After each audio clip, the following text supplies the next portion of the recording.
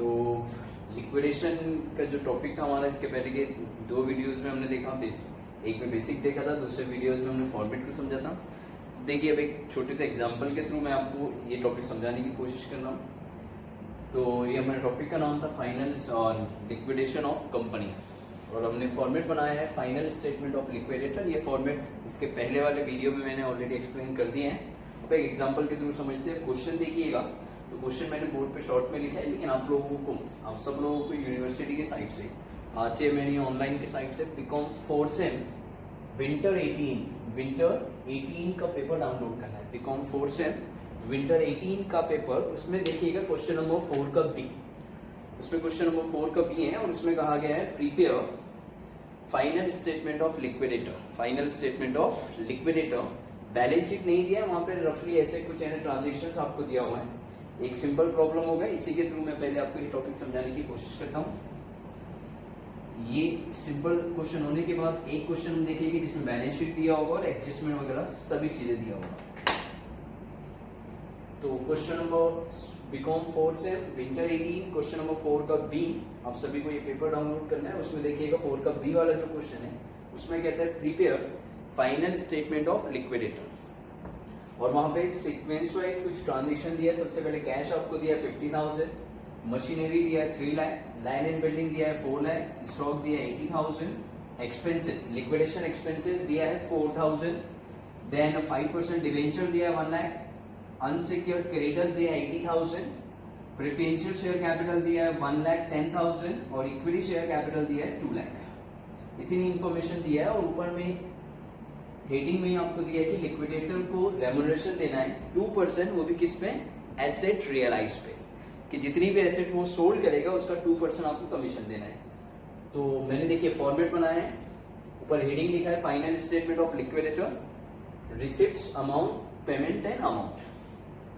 तो बताइए इसके पहले वाले लेक्चर में हमने देखा था फॉर्मेट, रिसिप्ट साइड सबसे पहला ट्रांजेक्शन क्या लिखेंगे हम, cash in hand. Cash in hand, cash in hand question में दिया हुआ है कितना, 50,000। इसके बाद क्या लिखा जाता है, कैश एट बैंक। फिलहाल इस क्वेश्चन में कैश एट बैंक नहीं दिया है तो ब्लैंक। थर्ड हमने लिखा था एसेट रियलाइज, एसेट रियलाइज। अब यहां बैलेंस शीट नहीं है, मतलब बुक वैल्यू नहीं है, जो भी है वो मार्केट वैल्यू, और हमें वही वैल्यू कंसीडर करनी पड़ेगी, तो हमने कैश लिख दिया है। एसेट रियलाइज में हम सबसे पहले लिखेंगे मशीन, कि लिक्विडेटर ने मशीन बेचा है, और मशीन कितने की, 3 लाख रुपीस की। फिर लैंड एंड बिल्डिंग आपके पास कितने का था, 4 लाख। मैं यहाँ पे शॉर्ट में लिख रहा हूँ, लैंड एंड बिल्डिंग कितना, 4 लाख। नेक्स्ट आपको दिया हुआ है क्वेश्चन में स्टॉक। स्टॉक कितने का था आपके पास, 80,000। अब एक ही वैल्यू है, उसी को मार्केट वैल्यू कंसीडर करेंगे। तो सबसे पहले हमने रिसिप्ट साइड से शुरू किया। पहला ट्रांजैक्शन लिखा कैश इन हैंड कितना, 50,000। कैश एट बैंक क्वेश्चन में नहीं था, फिर भी हमने लिख दिया फॉर्मेट वाइज 0। एसेट रियलाइज में आपने लिखा है machinery 3 lakh rupees, land and building 4 lakh, और स्टॉक लिखा है 80,000। मतलब टोटल एसेट रियलाइज जो है वो हो चुकी है 7,80,000 की।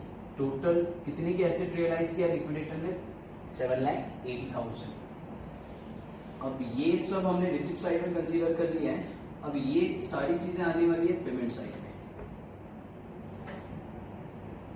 इसके बाद फॉर्मेट में शायद मैंने आपको लिखवाया था शेयर्स कॉल, जो कि इस क्वेश्चन में नहीं है। और लास्ट ट्रांजेक्शन हमने लिखा था surplus, surplus from fully secured creditors, उसकी भी कोई इंफॉर्मेशन नहीं है। तो टोटल जो आपके पास है कलेक्शन, लिक्विडेटर के पास जो टोटल अमाउंट अवेलेबल है वो कितना अवेलेबल हो चुका है, टोटल अमाउंट 8,30,000।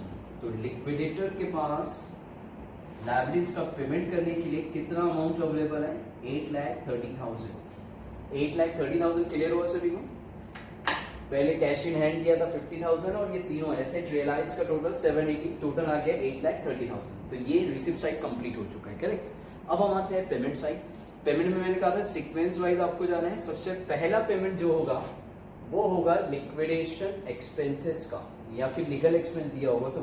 क्वेश्चन में देखिए लिक्विडेशन एक्सपेंसेस दिया हुआ है, कितना दिया है, 4000, तो हम यहाँ पे लिक्विडेशन एक्सपेंसेस के नाम से लिख देंगे 4000। इसके बाद अगली टर्म मैंने कहा था लिक्विडेटर रेम्युनरेशन की आएगी, लिक्विडेटर रेम्युनरेशन। अब लिक्विडेटर रेम्युनरेशन किस पे निकालने के लिए कहा है, क्वेश्चन पढ़िएगा केयरफुली। तो commission 2% on asset realise, asset realise है 7,80,000, तो रेम्युनरेशन हम कैलकुलेट करेंगे 7,80,000 का 2%, यह आ जाएगा 15,600। कितना आएगा, 15,600 आ जाएगा रेम्युनरेशन।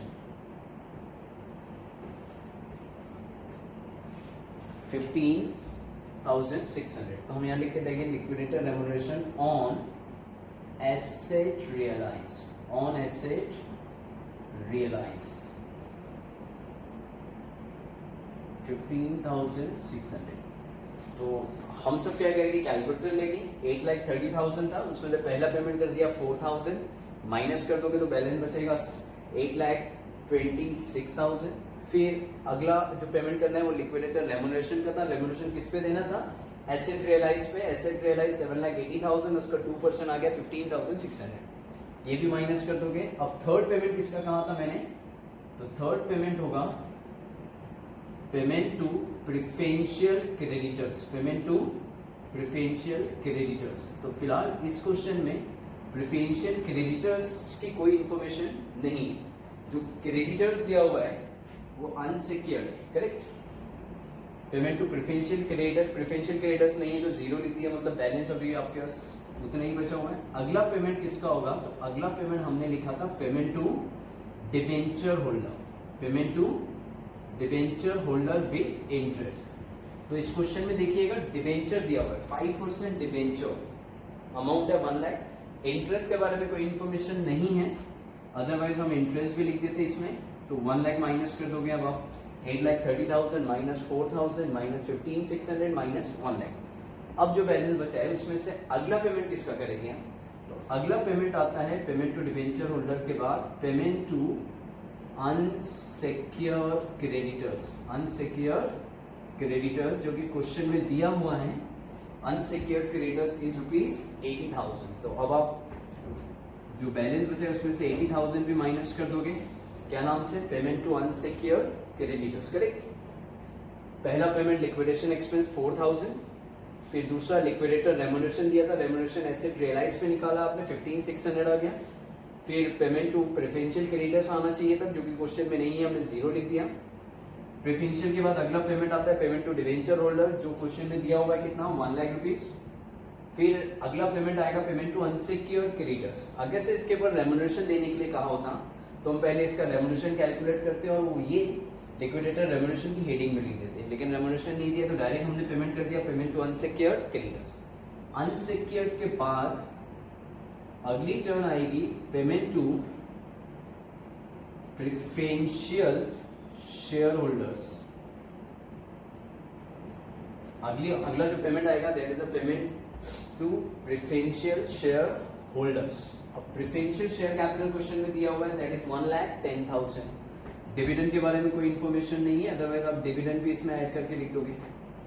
कैलसी में हम क्या कर रहे हैं, 8,30,000 में से सारी चीजें माइनस करते जा रहे हैं, उसमें से अब हमने माइनस कर दिया payment to preferential share holders के नाम से कितना, 1,10,000। और लास्ट पेमेंट किसे करेंगे हम, payment to equity share holder, payment to equity share holder.